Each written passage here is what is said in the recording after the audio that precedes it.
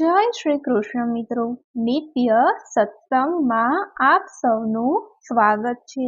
આજે આપણે સાંભળીશું મહાવદ 11 એટલે કે વિજયા એકાદશીની વ્રત કથા તથા મહાત્મય। જો આ વિડીયો તમને પસંદ પડે તો લાઈક અને શેર કરી ચેનલને સબસ્ક્રાઈબ જરૂરથી કરજો। દર મહિનામાં 2 11 આવે છે। આ બધી 11માં વિજયા એકાદશી ખૂબ જ વિશેષ માનવામાં આવે છે। વિજયા એકાદશી મહામાસની કૃષ્ણ પક્ષની 11ના રોજ આવે છે।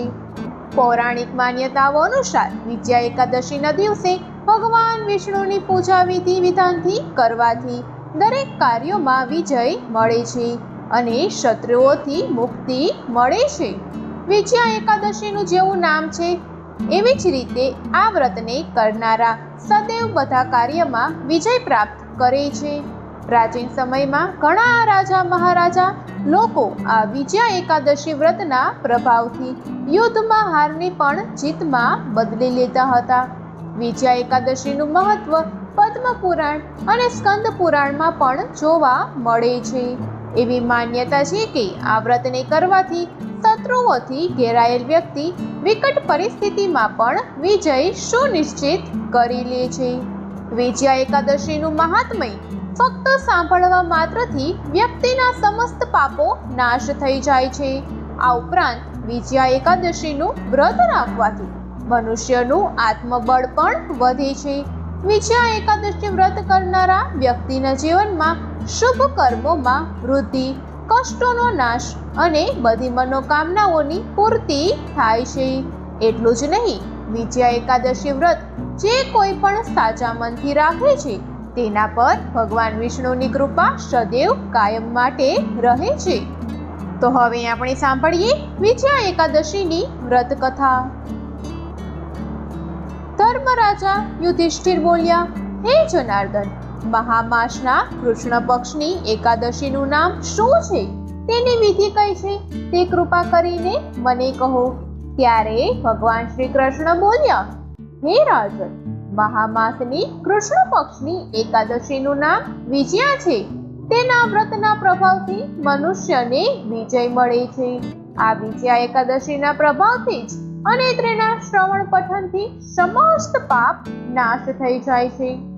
એક સમયે દેવર્ષિ નારદે જગત પિતા બ્રહ્માજીને પૂછ્યું, હે બ્રહ્માજી, તમે મહામાસની કૃષ્ણ પક્ષની એકાદશીનું વ્રત વિધાન બતાવો। ત્યારે બ્રહ્માજી બોલ્યા, હે નારદ, વિજયા એકાદશીનું વ્રત પ્રાચીન અને સર્વ પાપોને નષ્ટ કરનાર છે। ત્રેતા યુગમાં મર્યાદા પુરુષોત્તમ શ્રી રામચંદ્રજીને જ્યારે 14 વર્ષનો વનવાસ થયો હતો ત્યારે તે માતા જાનકી અને લક્ષ્મણજી સહિત પંચવટીમાં નિવાસ કરવા લાગ્યા। ત્યારે પાપી રાવણે સીતાજીનું હરણ કર્યું।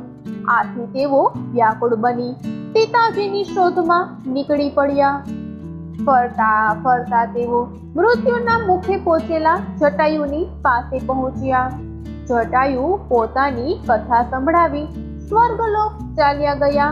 થોડા આગળ વધીને શ્રીરામની સુગ્રીવ સાથે મિત્રતા થઈ અને વાલીનો વધ કર્યો। શ્રી હનુમાનજી રામચંદ્રજી પાસે આવ્યા અને બધા સમાચાર કહ્યા। શ્રી રામચંદ્રજીએ સુગ્રીવની સંમતિ લઈને વાનરો અને રીછોની સેના સહિત લંકા તરફ પ્રસ્થાન કર્યું। જ્યારે શ્રી રામચંદ્રજી એ સમુદ્ર કિનારે મહાન અગાધ મગરમચ્છોથી યુક્ત સમુદ્ર જોયો ત્યારે તેમણે શ્રી લક્ષ્મણજીને કહ્યું, હે લક્ષ્મણ, આ મહાન અગાધ સમુદ્રને કઈ રીતે પાર કરીશું? ત્યારે શ્રી લક્ષ્મણજી બોલ્યા, હે રામજી, તમે આદિ પુરુષ પૂર્ણ પુરુષોત્તમ છો। અહીંથી લગભગ અડધા યોજનથી દૂરી ઉપર કુમારી દ્વીપમાં બકદાલભ્ય નામના ઋષિ રહે છે। એમણે અનેકના બ્રહ્માને જોયા છે અને એમની પાસે જઈને એનો ઉપાય પૂછો।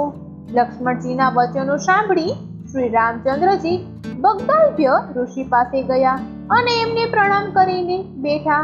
મુનિએ તેમને પૂછ્યું, હે રામજી, તમે ક્યાંથી પધાર્યા છો? ત્યારે શ્રી રામજી બોલ્યા, હે મહર્ષિ, હું મારી સેના સહિત અહીં આવ્યો છું અને રાક્ષસોને જીતવા લંકા જઈ રહ્યો છું. બગદાલ્ભ્ય ઋષિ બોલ્યા, હે રામજી, હું તમને એક ઉત્તમ વ્રત બતાવું છું.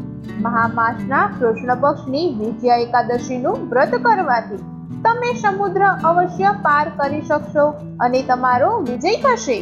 હે રામજી, આ વ્રતની વિધિ એ છે કે દસમના દિવસે સોના, ચાંદી, તાંબા કે માટી કોઈ પણનો એકનો કળશ બનાવો.